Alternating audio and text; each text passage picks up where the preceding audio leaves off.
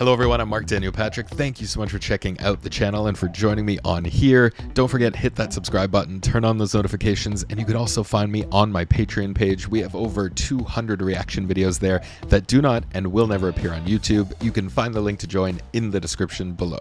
Today, we're reacting to some more Hamilton. Now, I think there's quite a few Hamilton fans on this channel, which I absolutely love you for that. And I've realized that it's been over 2 years now since I first reacted to this song, Burn, from Hamilton. It's one of my favorites from the show. I'm gonna say that 1,000 times over because there are so many standout songs from that show, but it is honestly one of my favorites, and Phillipa Soo just gives it a beautiful, perfect rendition. And I thought, since it's been over 2 years since we've looked at it, I hope nobody minds digging into the Hamilton vault once again. As usual, we'll let the song play out in its entirety once, and then we'll go back and make some comments after that. Phillipa Soo, Burn, Hamilton, here we go.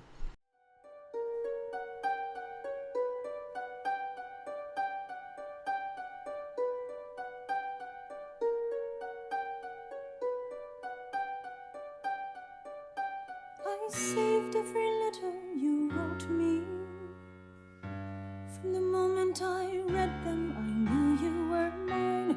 You said you were mine. I thought you were mine. Do you know what Angelica said when we saw your first letter arrive? She said, be careful with that one, love. He will do what it takes to survive. You and your words flooded my senses. Your sentences left me defenseless. You built me palaces out of paragraphs. You built cathedrals. I'm rereading the letters you wrote me. I'm searching and scanning for answers in every line, for some kind of sign. And when you were mine, the world seemed to burn.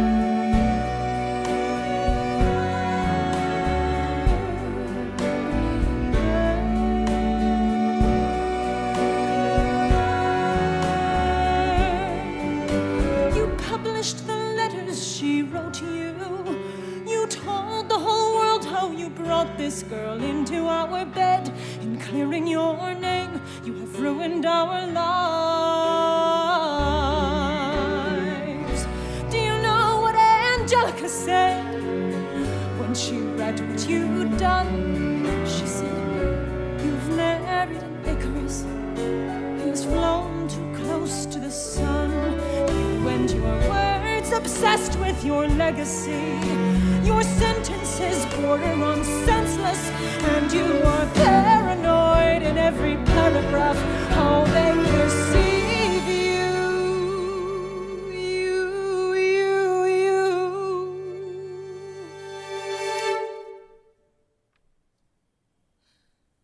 I'm erasing myself from the narrative. Let future historians wonder how Eliza reacted when you broke her heart. You have torn it all apart. I'm watching it burn.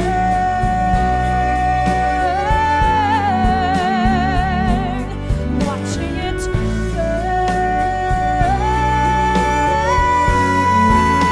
The world has no right to my heart. The world has no place in our bed. They don't get to know what I said. I'm burning the memories, burning the letters that might have redeemed you. You forfeit all rights to my heart. You forfeit the place in our bed. You'll sleep in your office instead, with only the memories of when you were mine.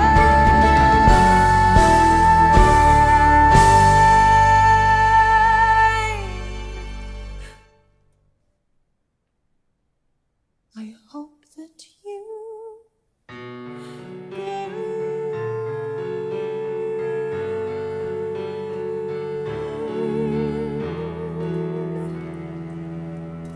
God, it's so chilling. I wanted to hold that gaze just a little bit longer. We'll talk about it more when we go back and look at it again, but oh my God, I forgot how chilling that is. I haven't watched this performance in quite a long time.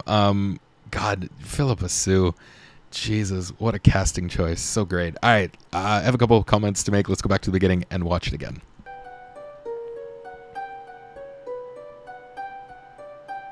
I love that opening. I've always loved that. It reminds me almost of like the Halloween soundtrack, right? Just that chilling little, I don't know if, is that a harp? I think that's a harp going on in the back. Someone can correct me if it's not. But it just, yeah, that Halloween theme is just all I kind of get, is the reference I get there. And it's just so chilling.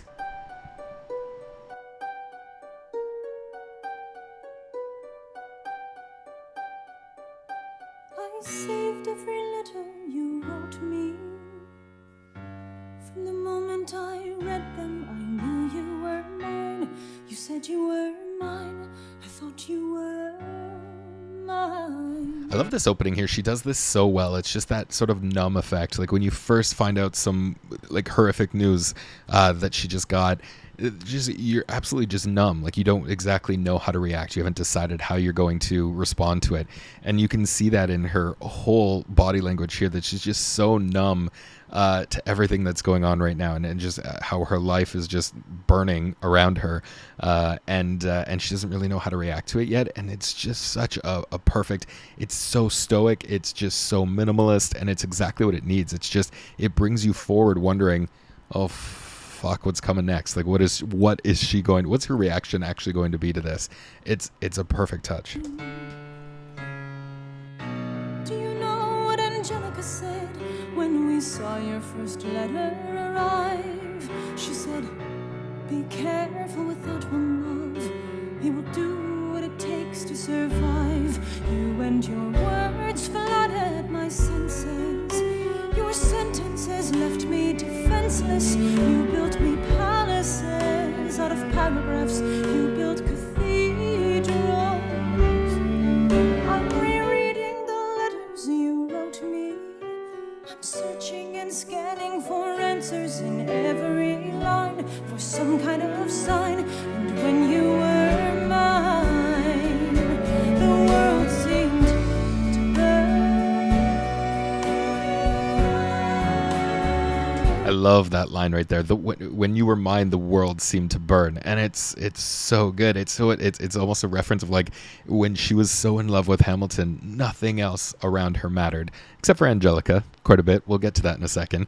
But yeah, nothing else around her seemed to matter. She was so in love with just this man who had the gift of writing and had this gift to really sort of, I don't want to say entrap her, but kind of entrap her, but with his words of making him seem like he's this great man, which it kind of was. But the fact that he's then able to use his words so well, that you fall defenseless and kind of just fall into his trap in a way. And Angelica trying to warn her, saying like, be careful with that one. Like he's out for himself, right? You can tell he's very strong-headed and is going to look after him first.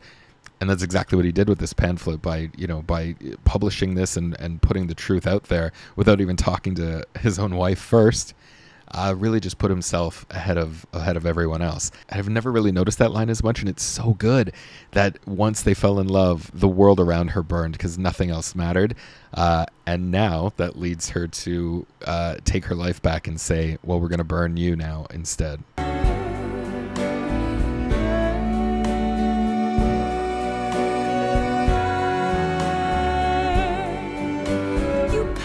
The letters she wrote you. You told the whole world how you brought this girl into our bed. In clearing your name, you have ruined our lives. Do you know what Angelica said when she read what you'd done? She said, you've married an Icarus. He's flown too close to the sun. I think it's very interesting. I want to know a lot of people's comments on why she keeps bringing up Angelica. It's interesting she references her so many times, and so many other times throughout the show too. It really it signifies to me that the marriage was never just about them. It's never just about Eliza and Hamilton. There's always something else at play. We saw earlier in the show during Satisfied how maybe Hamilton and Angelica were meant for each other, but Angelica stepped to the side to let her sister come into the spotlight. And she keeps referencing her over and over. She always went back to Angelica to see what she thought. And I want everyone else's comments below to see why she keeps coming back to her sister so much.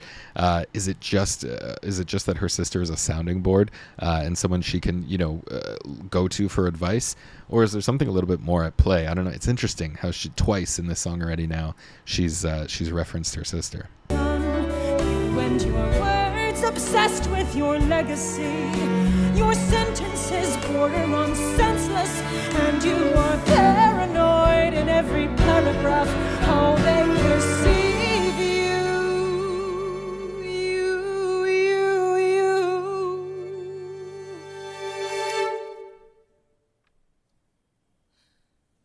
I'm erasing myself from the narrative. It's not bad. That's the one moment I think maybe she had done it better on other nights because she performed this so many times. I would have wanted a better beat there, some sort of cue that all of a sudden where she gets this idea to burn the letters. It seems a little bit too, I don't know, a little bit too planned, a little bit too rehearsed to me. This one I just want it to be just that holy fuck epiphany where we can all feel it at the same time of, oh hell, I think I can feel what she's actually going to do here. It just, that moment right there, that one beat, it was probably done better in other runs of the show, but just that one beat there, I would have liked to finesse that and fix that a little bit. Let future historians wonder how Eliza reacted when you broke her heart. You have torn it all apart, I'm watching it burn. She did it a little bit there, that little bit growl there that she had in her voice, and I wish she carried it into this first burn. I know she wants it to sound beautiful and a beautiful note, and it really does. She's an incredible voice, but adding that growl into it, just adding that little bit more angst, I would have loved her to carry it through into this first burn, and then as you go on singing more of the song, then you can make it a little bit more properly sung through. I would have just loved to see a little bit more angst in that voice. Watching it burn. The world has no right to my heart. The world has no place in our bed. They don't get to know what I said. I'm burning the memories, burning the letters that might have redeemed you. You forfeit all rights to my heart. You forfeit the place in our bed. You'll sleep in your office instead with only the memories of when you were mine.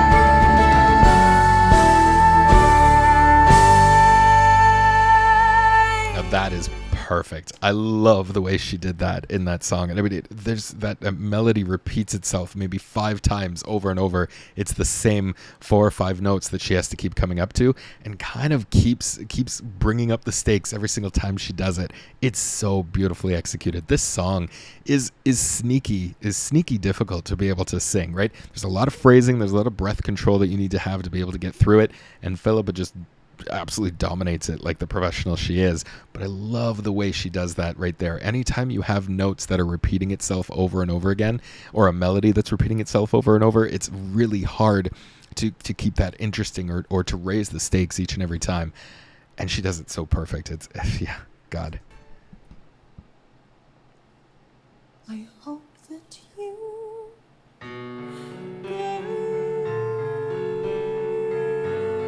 Yeah, keep that. I would have loved that. I know it's difficult to see. We get a camera view, right? We get that close up. So when she's on stage, maybe it's not as apparent. I just want that piercing gaze to continue for as long as you can. Hold that out for as long as you can, because that just sends shivers all over you. You're terrified of Eliza all of a sudden when you see her with that gaze. So I'd have loved her to hold that out. What a great casting choice. Like I said, that's so amazing. Oh, I loved the way she approached that. It's really interesting, this song, what Eliza did with those letters, and did she just burn them out of a fit of anger and rage? Was she just so angry when she heard the news that she just threw them in the fire and burned them? Or was it actually this methodical, sort of waiting and talking through it to herself and thinking, no, this is the best way to get back at you, is to burn all these great letters you wrote me, that people might come back to and feel sympathy for you. It's the tough part about Lynn having to write the female characters in this show, because there's really not a lot of historical data to go on. It's really thin, all the writings about the women. So you're kind of just leaving it up to guessing, and just really, and now the characters and now the actors playing these characters really have to just guess maybe how Eliza or how Angelica would have reacted in certain situations. So it's interesting to see how a lot of different people will interpret this scene, because it really is just up for interpretation, because we really don't actually know what she was thinking in that moment, just because there's so much historical or so many writings or accounts of the men of this time, and not necessarily what their female counterparts were all thinking and all doing at the same time. So I'd love to know what everyone else thinks. What's your interpretation of this song and on how Eliza reacted in this song? It is so good and so ripe for discussion. And Phillipa has just given us such a gift with her original performance in this show. All right, that's all the time we have for this video. Thank you so much for watching. Don't forget, leave me your comments what you thought of this video and what you'd like to see in the future. Hit that subscribe button, turn on those notifications, join me at my Patreon page.